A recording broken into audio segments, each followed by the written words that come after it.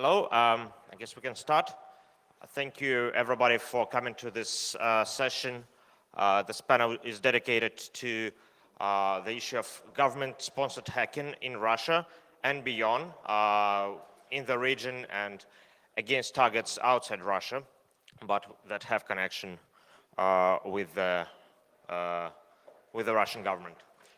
We have here several people who can explain how it works in the first place on the ground, because these people, including myself, have been targeted by this hacking long before it made headlines around the world.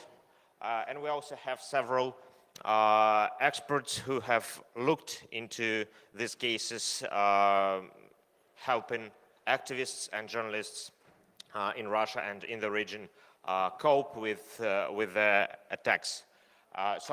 Starting from the left, we have Ruslan Leviev, who is an investigative journalist in Russia and is the leader of conflict intelligence team, and they investigate Russia's involvement, secret involvement in armed conflicts in different parts of the world.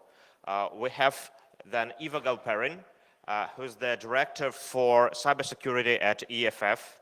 We have Roman Dobrokhotov, who is the editor-in-chief of The Insider, a Russian media outlet. And we have Vadim Losev, who is the Eurasia lead at. Did I just open some secret at ISC project? Is that so? Yeah. Okay. And myself, I am Oleg Kozlovsky. I'm a Russian activist based in Moscow and director of Vision of Tomorrow Foundation. So I will abuse my moderator rights to start this discussion by telling my story. My Telegram account was hacked a year ago, and to the best of my knowledge, it was the first well-documented and successful attack against Telegram, and it was also one of the most sophisticated ones because it used my cell phone operator, one of the leading mobile phone operators in Russia, MTS, which played a very important role in the attack, because it started with my mobile phone having its SMS service and mobile internet access disabled, which was several minutes later followed by the attack itself. So somebody used Tor to connect a new device to my Telegram account. They intercepted the SMS with the code, activation code for Telegram, and I didn't receive that code because my SMS service was disabled. And after apparently downloading all the information they needed, they again restored all the services for my mobile phone, and this attack could be left completely unnoticed unless Telegram sent a separate message to my Telegram account informing me of a new device being connected, and this message could not be removed from the new device. So this is how I learned in the morning that I had the security breach. At the same time, simultaneously, another activist had a similar attack, and our problem, of course, was that we hadn't enabled two-factor authentication, which had been introduced several months earlier in Telegram. So the fact that somebody used a mobile phone operator to organize this attack points probably to the Russian government, which alone has such a coercive power to force a big company to do this, and also the lack of any investigation on the part of the government or on the part of MTS of this incident also shows that probably it was not some rogue party hacking MTS in order to hack me. And I would like to start with Roman to ask you, since your media works a lot with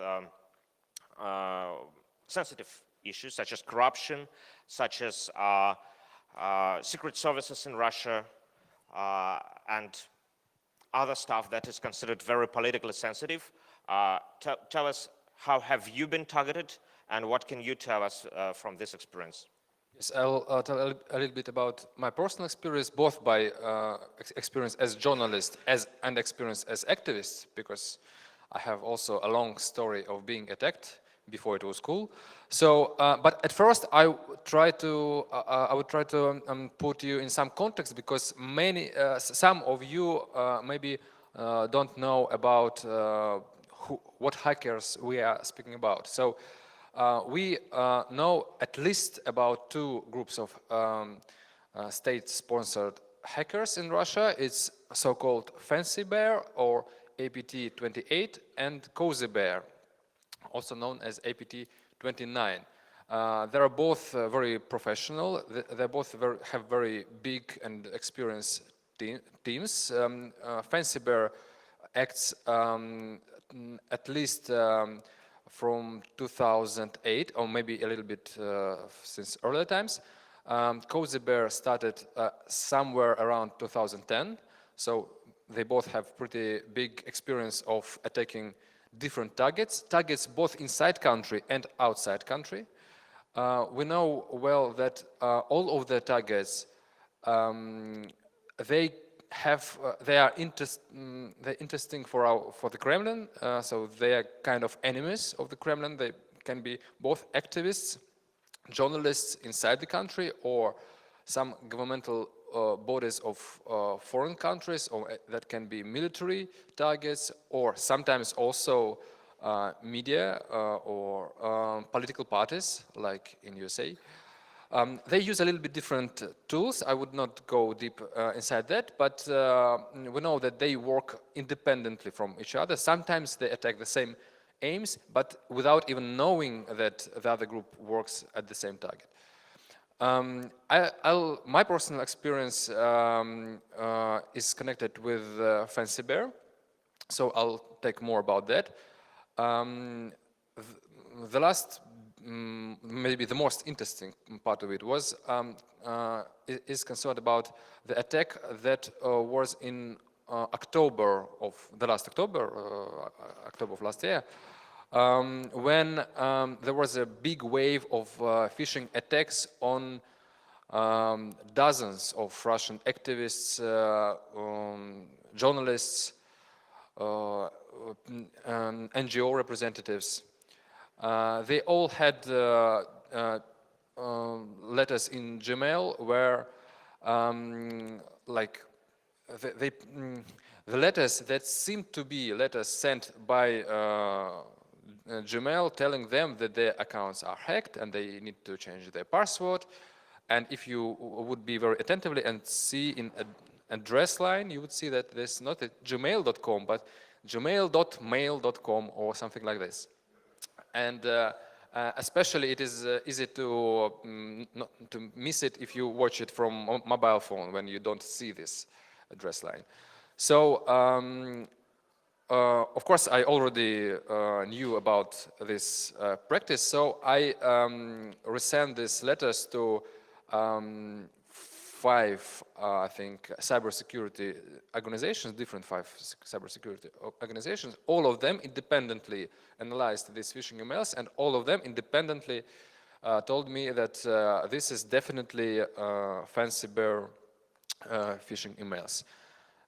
Then also I got a lot from Google that I am object of a state-sponsored hacker attack, and that's pretty interesting because that gives us some evidence not only about me but also about other targets. So when Donald Trump says that there can be some fat guy that's sitting on his sofa and attacking Democratic Party, that means that for some strange reason the same fat guy that's sitting on a sofa also attacking me, Oleg, and other people.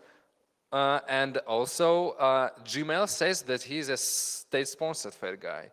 And there are actually a lot of these Fed guys, because we know that there are a lot of people who are working for some reason by working hours of Moscow time zone. So this Fed guy, either he works at nights or he sits somewhere near us, in Moscow time zone. And also these attacks are actually very expensive. So this must be a very rich Fed guy. And also with some reason he attacks only those targets that are interesting for the Kremlin. Both Russian oppositioners or some, I don't know, State Department of USA or some political parties that are not loyal to the Kremlin, and so on and so on. So that all gives us some picture that's maybe not 100% proof, but gives us some hint of who may be responsible. And the last thing I wanted to say, that there is not only classical attacks when you got phishing emails and you just put the link, though this is the most likely ones.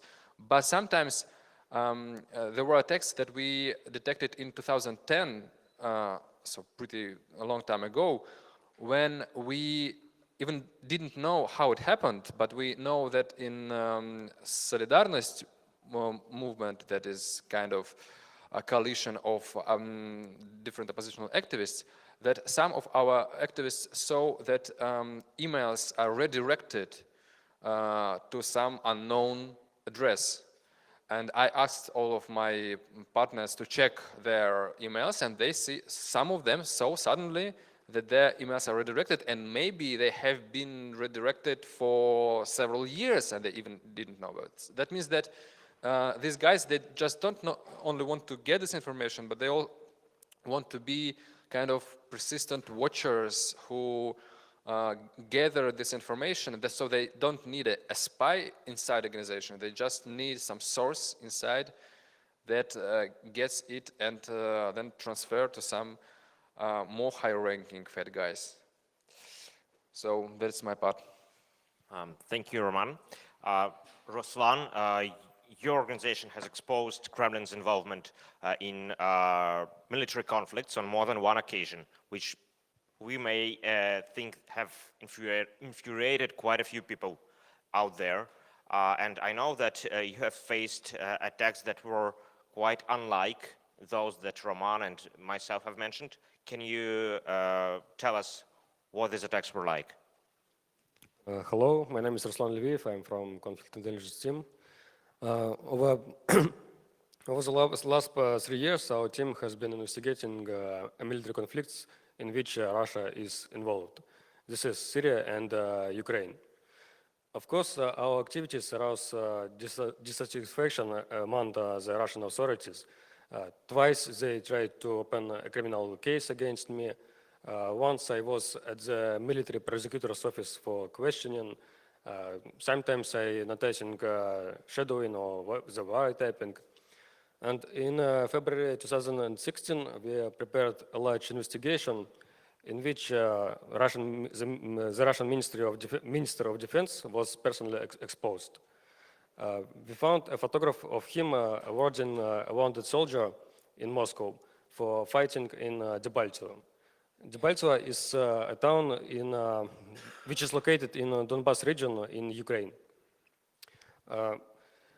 When the day before the publication, I publicly announced that our investigation, in which Russian Minister of Defense personally appeared, will soon be published.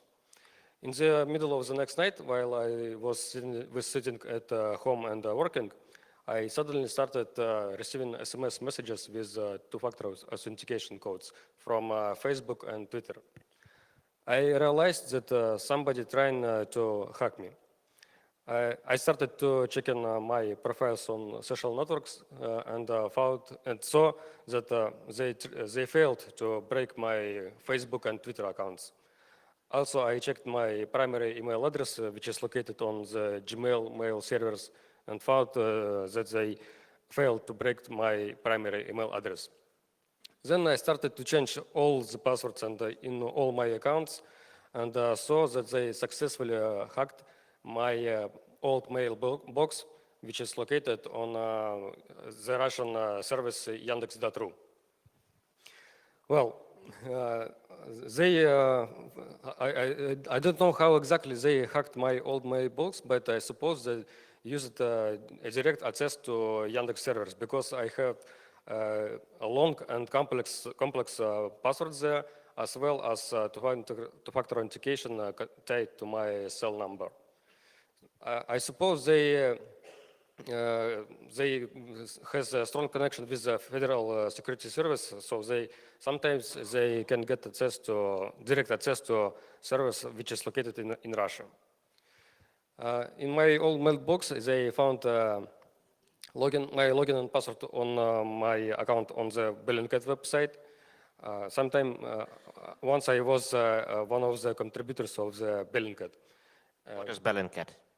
Bellingcat is a London-based team which is doing military investigations about Syria and Ukraine too. It's a more famous team than our team. They found my login and password on my profile on the Bellingcat website with ability to make publications. And then they, using my credentials, they posted a post on the Bellingcat website with title Cyber Bracket follows you. Then also they found in my mailbox a scan copy of my passport, home address, phone number, and they published it all. Since then, I started receiving phone calls with threats of violence over me. Well, I think it was then later Threat Connect found that hackers which attacked me were from Fancy Bear. Well, this is my story, and that's all. Thank you, Ruslan. Vadim, you work with activists and journalists in the region beyond Russia, but in the former Soviet Union. Can you tell us how similar or how different are attacks against these targets? Right. I know very little about Russia. Well, relatively little about Russia. Most of what I know about Russia comes from these people. Also, I cannot talk. I will not be talking about myself. I'm IT, and I'm not very interesting. So I will be talking about other people. We've been observing the same type of attacks that Oleg has been describing, and that have repeatedly happened in Russia last year. The use of a local national mobile number to get access to people's online accounts, which are recoverable through a mobile number. That happened to him and another person. Before that, that happened to two people from Novaya Gazeta, an independent newspaper based in Russia. After that, most recently, it happened twice in January to two people from an election observation organization called GOLAS. But so far, but before March 2017, we haven't seen a similar attack elsewhere in the former Soviet Union. Until finally, on the 24th of March, one day before a scheduled mass protest in Minsk, Belarus, two people who are like a family of one of the organizers of the protest reported that their Facebook accounts were hijacked, apparently using the same technique. And whoever hijacked those accounts was then encouraging people to not go out to the street and participate in the protest. So we've seen the same type of attack elsewhere. Now, attribution is really hard. In the case of online hacking. However, this is consistent with what a state-sponsored attacker would do, because there's basically no money in there to make, so that's not what cyber criminals usually do. Another interesting recent story from the former Soviet Union, and if you're interested, you should definitely check it up. It has been going on for a while, and a local researcher in Azerbaijan has been investigating it but never published. Because he lives locally, because he has a permanent job, et cetera, et cetera. So he has been collecting material, and then Amnesty International independently found, investigated, and published the same story. If you're interested, the report is called Fake Friends, How Fake Accounts and Crude Malware Targeted Dissidents in Azerbaijan. It came out on the 10th of March. Basically, in multiple times in 2016, most of the prominent human rights defenders in Azerbaijan received emails from email accounts that are very similar to the email accounts of their colleagues, co-workers, and friends, with like a 1 in the end. So almost the same thing, people don't notice that contained an attachment which dropped or installed a basic keylogger and screenshot utility on their computers, and a very basic email client which regularly grabbed those screenshots and recorded key presses and sent them to a server. Now, we have seen 3 generations of that file, so whoever worked on that improved it over time. It became much, much better over the course of 2015 and 2016. But the initial version didn't use a public email server, but instead used a private email server, which used an IP address which belongs to an IP address, to the address range, which is usually used by the Ministry of Justice and Ministry of the Interior and several similar organizations. Azerbaijan, yeah, I'm talking about Azerbaijan. So, how fake accounts and crude malware targeted dissidents in Azerbaijan. I'm basically telling you that story. So, bottom line,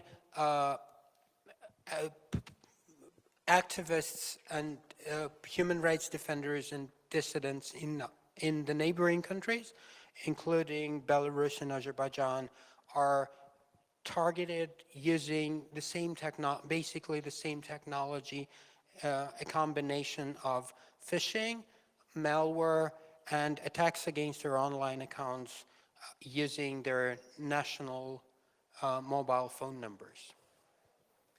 Thank you, Vadim.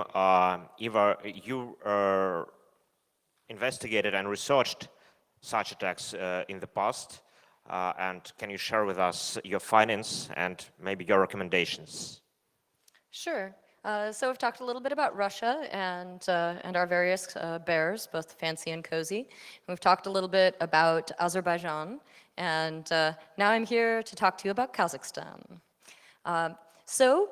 About a year and a half ago, maybe closer to 2 years ago, a large cache of leaks appeared on the internet, and it was called KazaLeaks. This was a series of, I think, hundreds of emails which were being published, and they were the emails between a company called Arcanum Intelligence, located in Zurich, Switzerland, a very, very high-end intelligence gathering company, and the government of Kazakhstan. As part of this discussion, they were talking about Arcanum providing services over a period of years, giving them intelligence on a sort of prominent political opponent of Kazakhstan's president, who had several years ago fled the country with his family, and had previously been in charge of a bank. And because he had become an enemy of the president, had the bank essentially taken out from under him. Not content with having driven his political enemies out of the country, the president was in the process of suing this guy and also engaged in a number of lawsuits with members of his family, some of which had married into the family and were also prominent former politicians. Among other things, we learned that the government of Kazakhstan had paid Arcanum Intelligence almost $7 million in exchange for their services over a period of 2 years, and that these services had largely been provided by a former director of internal intelligence, local intelligence from France. I think he had worked for President Sarkozy around 2012 and had since gone into sort of private service in Switzerland. So obviously this was a bunch of very juicy information, and Kazakhstan's sort of one remaining independent online newspaper, Respublika, located, of course, well outside of Kazakhstan, started to report on it. Respublika's web servers at the time were located in the state of New York, and the government of Kazakhstan immediately filed a lawsuit against whoever it was that was publishing this stuff, and while they did not name Respublika, it looked like they thought that Respublika was responsible.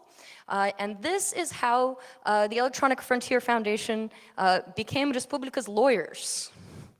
So one of the things that we started doing was we started to defend this like small independent Kazakh newspaper from accusations of having published, I think it was stolen materials. Now, shortly after we became their lawyers, the editors of the paper started getting suspicious phishing emails. Now, unlike most law firms, the Electronic Frontier Foundation also has has as part of the organization a branch that does nothing but security research, and I am in charge of it. So they went ahead, they forwarded them to me, which is something that most law firms don't get to do. And I began an analysis. I started by collecting the emails which were being sent to our clients, then to friends of our clients, then to their associates, then to other dissidents which were sort of prominently opposed to the current president of Kazakhstan. And I discovered a few things in the course of my analysis, along with my colleagues. We were able to trace many of these emails back to a source in India. Furthermore, we were able to find overlaps in the command and control infrastructure that was being used by the malware being dropped in these phishing emails. We found an overlap with another campaign which had been reported on the year before called Operation Hangover by a security company called Norman Shark. Operation Hangover was about an actor that had been going after sort of industrial targets in India, as well as some, I think, Punjabi separatists. So it looked very much like an Indian actor. And Norman Shark pinned this whole thing on an actor called Apin, which is a company based, I think, out of New Delhi, that does, that supposedly trains systems administrators and offers a certified ethical hacking certificate, but in fact does hacking for hire.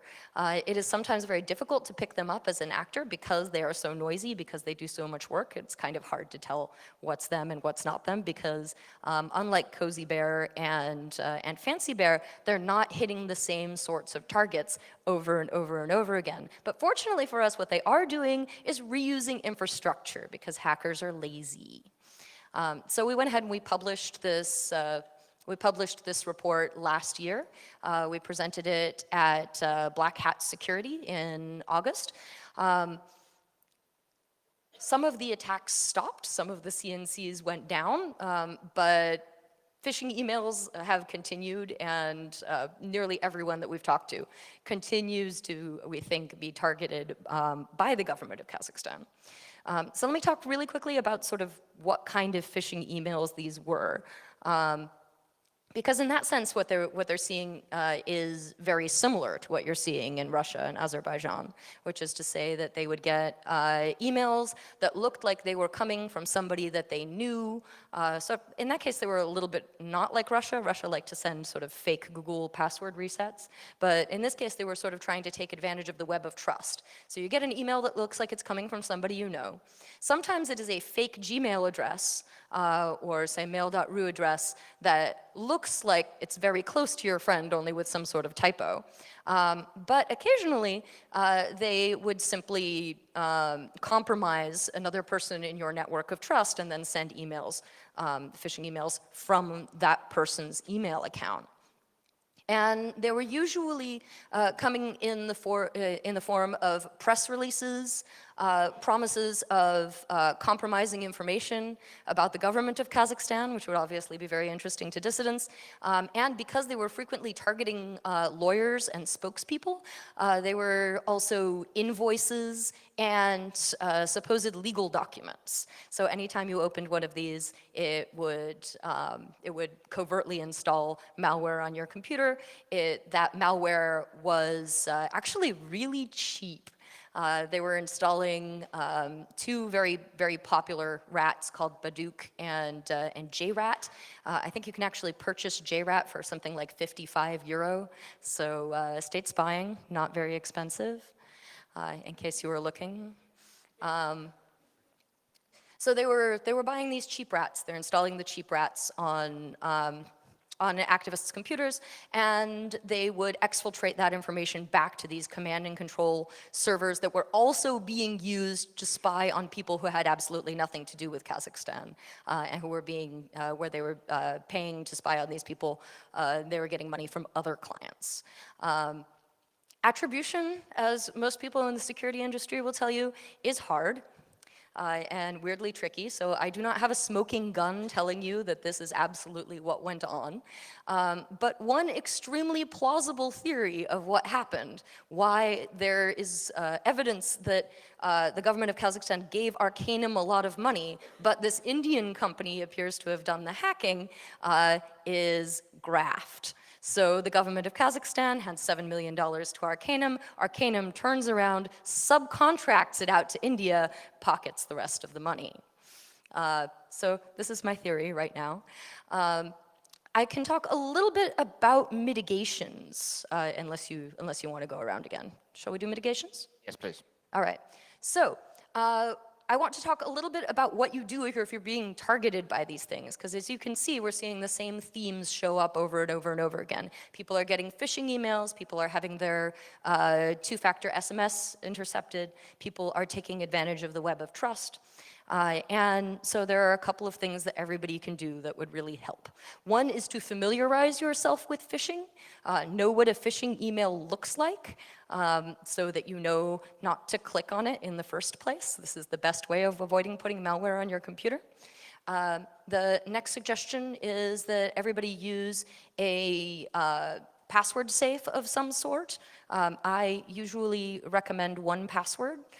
For this purpose, and the reason that I recommend it is because it also has some anti-phishing capability. So not only are your passwords unique and long and strong for every one of your many logins, but if you try to enter your password in a domain that doesn't match this account, it simply won't copy. So that's sort of their anti-phishing protection. I strongly recommend this. I think it would be a good idea. It would prevent a lot of the compromises that we've seen. And finally, if the platform that you're using has a non-SMS based two-factor, I very strongly recommend that you use it. I think we really cannot trust SMS-based two-factors if we are dealing with attackers from Russia or the post-Soviet states. And it's time to stop pretending that these things are safe.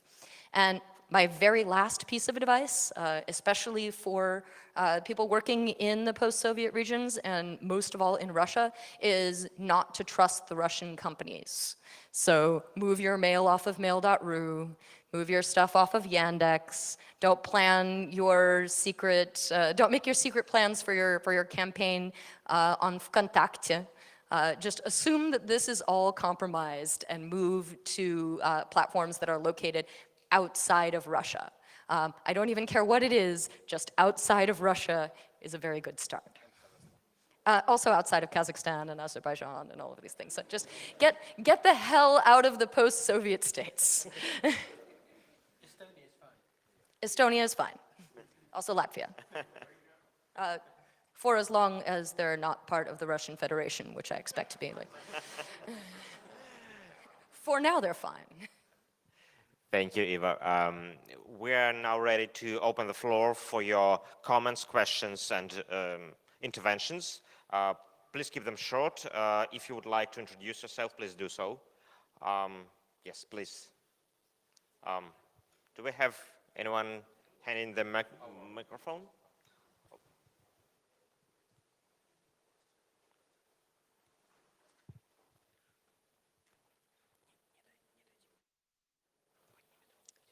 Okay, my name is Alexandra Eriksson, and I'm a journalist at EU Observer here in Brussels, and I have two questions. One is that now there is a lot of fear in the EU about Russia and about interference in elections and so on, and overall people are very afraid. And I'm wondering if you see any possibilities for stronger relations, cooperation or something between you and EU actors to try to work together against Russian government's interference. And the second question was, so the EU is also revising its regulation on export controls, and I'm wondering if any of the surveillance systems used that has been targeting you has been EU made? I guess not. Take the export controls one? Yes, please. So, export controls in the EU will have almost zero effect on the market inside of Russia and the post-Soviet states. If this is how you're trying to fix the problem, it's simply not going to work. The Russian government likes to roll its own. Nearly all of the things that they're using are built at home by Russians with a full-time staff that comes in the morning, tries to hack people all day, and then goes home at night. This is not true of some of the post-Soviet states such as Kazakhstan, but as you can see, what they did was none of the software they were using was built inside of the EU or sold from the EU. Instead, they hired a company in the EU that turned around and hired a company in India, and even that Indian company did not buy software from anybody. They just went ahead and did all of the hacking themselves. Mostly they're using very free and cheap tools, and there is no export of tools from Europe directly to Russia or from Europe directly to Kazakhstan. So that's really not the right place to make this sort of interference. I'm also extremely skeptical about the use of export controls in order to have any kind of effect on this market. I work for the Electronic Frontier Foundation. We are the people who got the ruling in the United States that code is speech, and I believe that very strongly. There is a feeling inside of the EU that because activists are being targeted and journalists are being targeted, and this is a great tragedy, that we must do something, and this is something, and therefore it must be done. But when you decide to do this sort of intervention, you really need to think about whether or not it's going to have sort of knock-on effects on the ability of security researchers such as myself to do the work, and you need to think about whether or not your solution is actually going to solve the problem at hand, which in this case, it will not. And maybe I will add something about the first question. So I totally agree that Russian governmental hackers are effective and pretty dangerous in European countries too, because We've heard about the activities in most of European countries already, such as Italy, Germany, Great Britain, Sweden, Hungary, Poland, Ukraine, of course, all the Baltic states. I'm not sure about Spain and Portugal, but well, almost all of the European countries, sometimes officially, like from the government, as Germany, for example, Poland, Baltic states, sometimes like there were like personal allegations, like for example, Emmanuel Macron, who is opponent of Le Pen, who is also Kremlin-supported candidate now.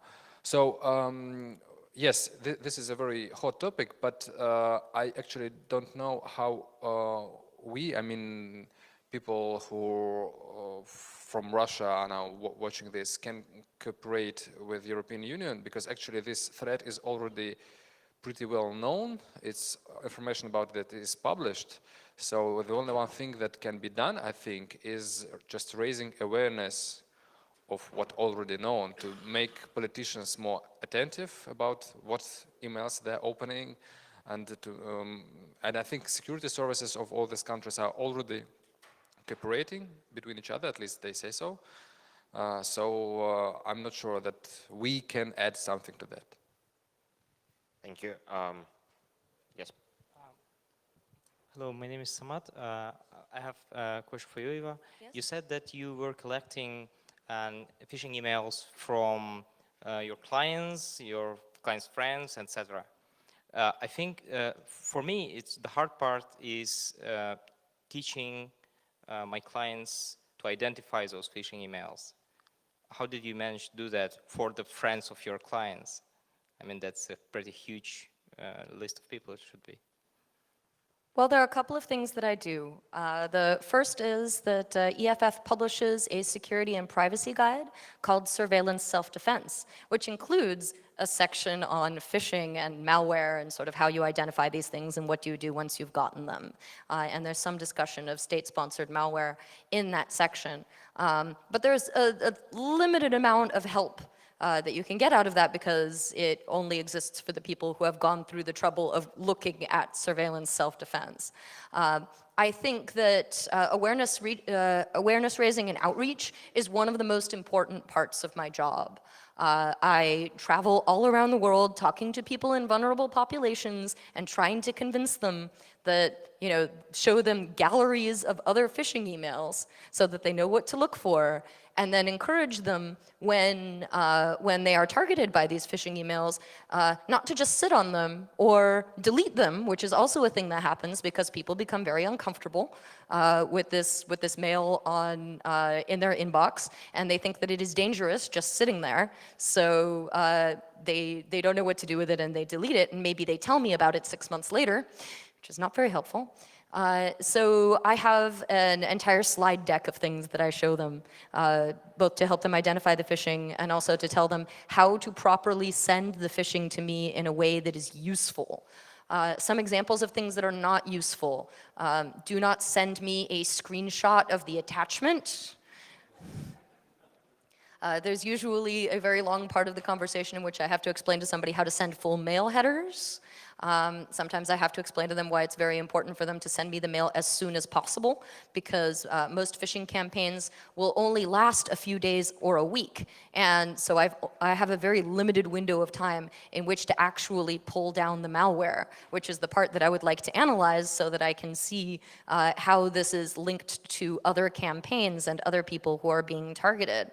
And frequently the people who are being targeted don't know that there is something that they can do, and they don't know that they could contribute to the knowledge about how these actors work, and so they don't reach out to anyone. They just silently delete it, or they tell me a year later that something happened. So that's really the thing that I've been trying to change over the last couple of years, and if RightsCon is any indication, we've made some progress, but there's definitely still a long way to go. Also, usually the amount of efforts people are going to put into the mitigation is directly proportional to the perceived impact of the incident. So if people think that something really, really, really bad may happen to them or their friends if they miss a phishing email, they're usually more motivated than others. So scare them. Or let them scare one another. It works better. Thank you. Please, lady in the center, near the aisle. Can I take a moment to push back against the notion that we should be scaring people? Scaring people is really satisfying because you get to feel very powerful. But in my experience as an InfoSec trainer, it doesn't work. People who are scared become paralyzed. One of the things that works best for me, and again, my methods are not 100% successful by any stretch of the imagination, is to make people feel empowered. Like when they send me a phishing email, not only can they avoid having their account compromised and they can avoid having bad things happen to their sources and their friends, but they're also helping me with my research. They are empowered, and I will produce a report, and I will tell you who is behind this and what the other victims are, and possibly we can file a lawsuit, or we can picket the company, or we can get on the front page of the New York Times, that they are part of a much larger story and I need their help. That is the thing that works for me, and scaring people generally doesn't. Thank you. Can you pass the mic? We don't have a special person who's supposed to do this. Hello? So given the amount of hacking that has been in the news in political causes in the United States, and given that the fact is most political organizers are fresh out of college, have no experience with this, have no organizational training, are there resources that you have for novices entering a space that might be vulnerable to hacking and have no experience, so that similar to the the sexual harassment training that you go through at your first job, is there a don't get hacked phishing protection for new hires type program?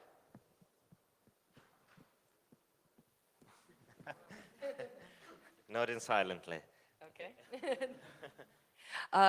I recommend surveillance self-defense, which you can get to at ssd.eff.org. It is translated into a number of languages, including Russian and Arabic, and also Amharic, which is the sort of native language of Ethiopia. So I think we have something like 8 different languages right now, but we're trying to really aim it at especially vulnerable populations. Rather than reading the entire contents of surveillance self-defense, which is very long, we have these things called playlists in which we've sort of identified the top 5 or 6 things that we think people need to know when they're starting out in security. And one of those playlists is specifically an activist playlist and talks about what it is that activists need to think about when they're doing their work. I am not sure exactly how effective this is, because I think that most people don't wake up in the morning and decide that they're going to be activists. I think most people become activists by accident, and you wake up one morning and suddenly you're an activist, and you didn't decide to set up a pseudonym online, and you've already revealed a bunch of stuff about yourself, and you haven't protected your family, and then now what? So I think that's really the discussion that we should be having when it comes to educating activists and helping them to protect themselves. Thank you. Yeah. So I have actually 2 questions, but very quick. They're mostly technical. First is, you mentioned some slide decks you have on, like, this is how phishing emails look like. Are they public? Not at this time, but EFF is working on a trainers hub. Many people in the last few months, for some strange reason, from the security industry have suddenly decided that perhaps they should go out into civil society and teach people how to protect themselves online. And so EFF has been working on a project in which we help people understand what it takes to become a security trainer, talk about sort of the big meta problems, but also provide them with some sample curricula and some slide decks that they can use in their training. And I'm hoping that my gallery of phishing will be part of this, as well as the slide deck that I use in training people to identify phishing and malware. This is work in progress and not published yet, right? This is currently a work in progress, and it is not yet published. Stay tuned. Gentleman in the last row. had two questions. Can we pass the mic to the other person and you can return to your question a bit later? Thank you. Thank you. I'm Bogdan from Romania. And in the Western countries especially, but also in the Eastern ones, in the past, let's say 1 year, there's been a total paranoia about internet, about Russian hackers and e-voting. I would ask you to comment that a bit, or if you have any kind of internet voting or e-voting in Russia and you had cases on that. And also related, if you are knowledgeable that Russia is active on the market of buying zero-day exploits, or you've seen certain ways that they have been used? When we're passing by. Sorry? Yeah, I'll give you my email. And the second question you mentioned about mitigation, isn't also a solution in case of phishing to use Linux maybe? How? How would that work? Anyway, if you're interested in a hacking story involving electronic voting in Russia, there has been a major incident involving the, what was it called? No. The independent, the democracy. The Координационный совет оппозиции, the Coordination Council of the Opposition, whose server has been hacked and...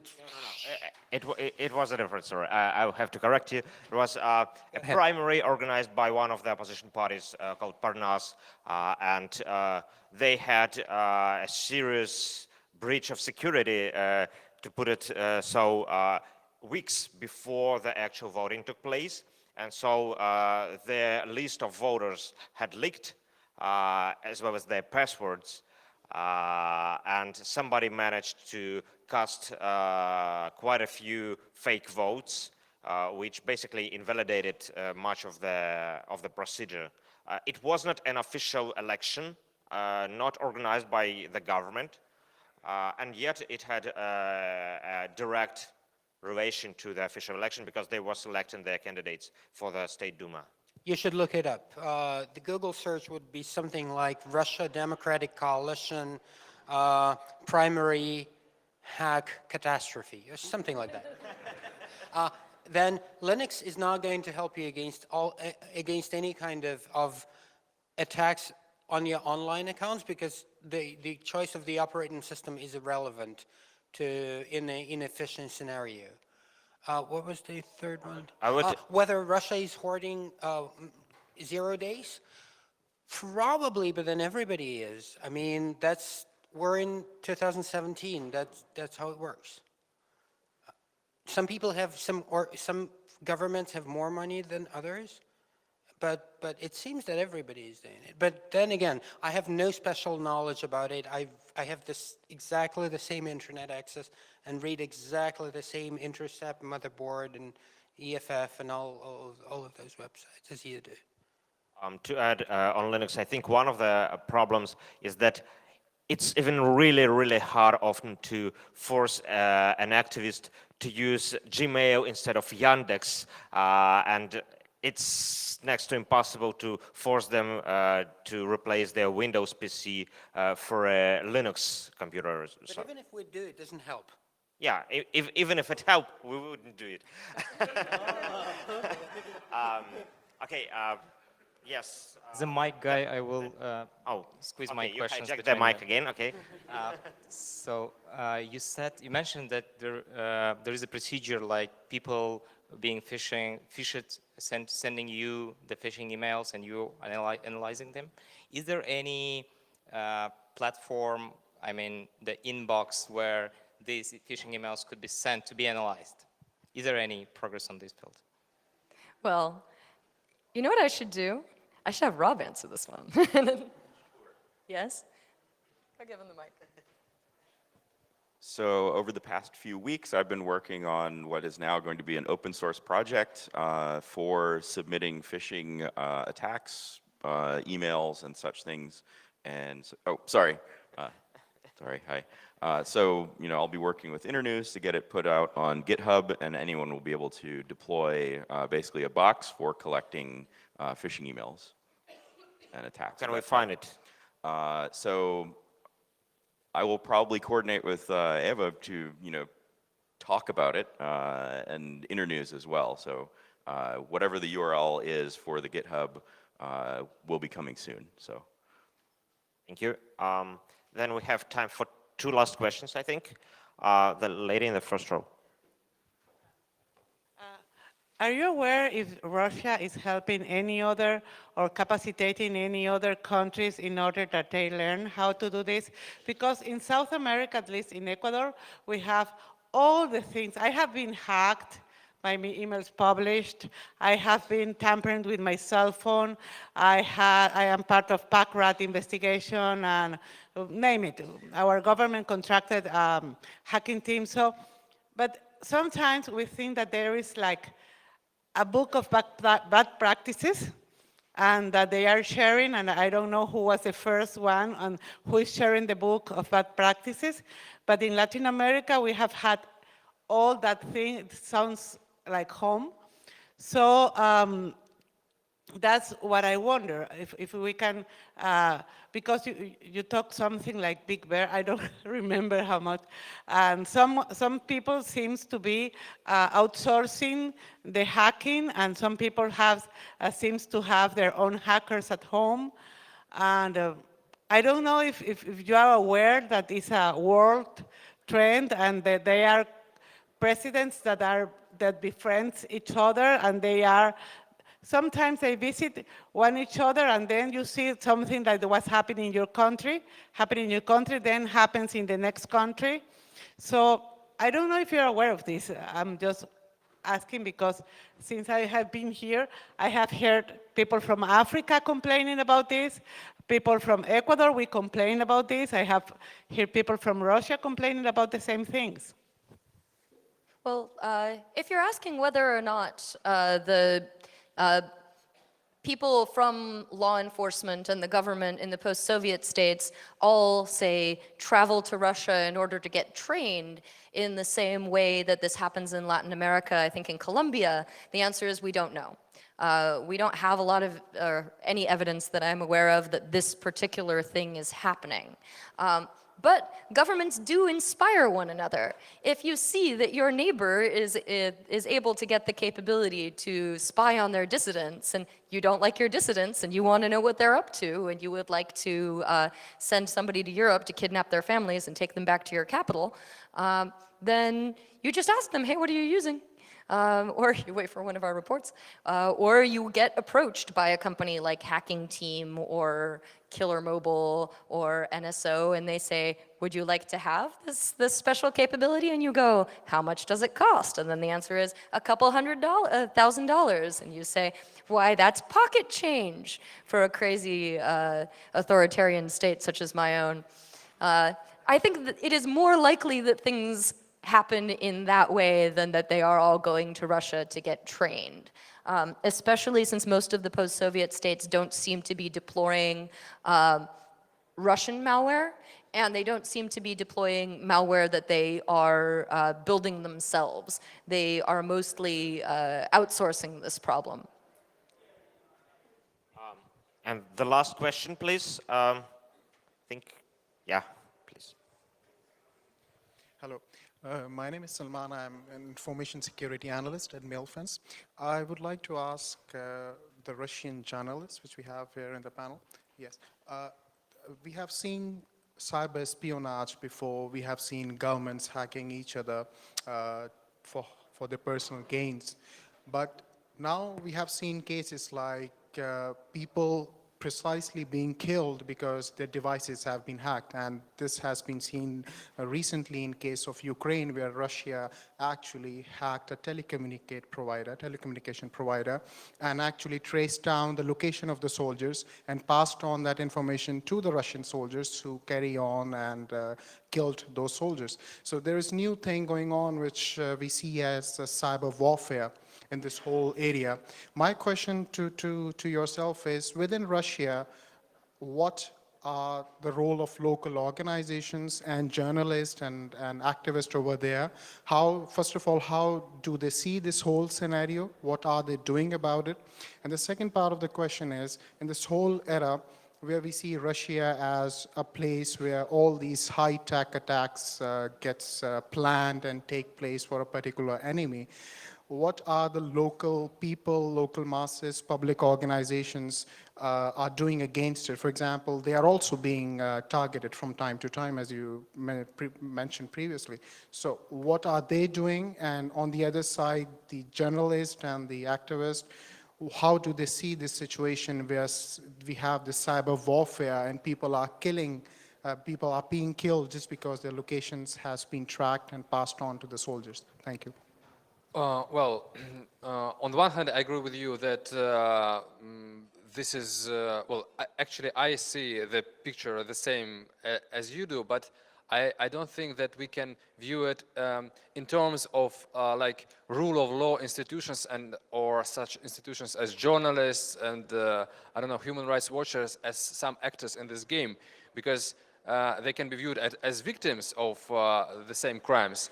But there is nothing that we can really do, at least because even without any hackers, the government already kills Russian journalists, Russian activists, both inside the country and outside the country. They even don't need hackers for that. So what can we do in the case when we are not defended on our own? And on the previous section, they discussed governmental hacking in sense of what Western countries do to like to interfere in, I don't know, different gadgets and to spy and so on. And they discussed mostly some legal things or what civil society can do. In the case of Russia, we even don't have any kind of discussion because it's evident that we can only try to defend ourselves and to just to be more loud, to explain others what's going on. That's the only thing that we can do. But that's not like, you know, we can write a big investigation about FSB and FSB stops doing that. The result is that FSB comes after you, that often happens, and that we of course will still keep doing that, and they will keep going after us, so that we are not afraid, of course, but still we shouldn't think that this practice can be stopped by civil society or journalists and even the foreign actors, because as we both understand that it's a violation also not only Russian law but international law, both in Ukraine and both, of course, and in the case of United States, it's all actually can be even seen as foreign aggression. But as we see, they even are not afraid of it already. So we even have to think and what all the world community can do in legal sphere to stop this and to protect themselves.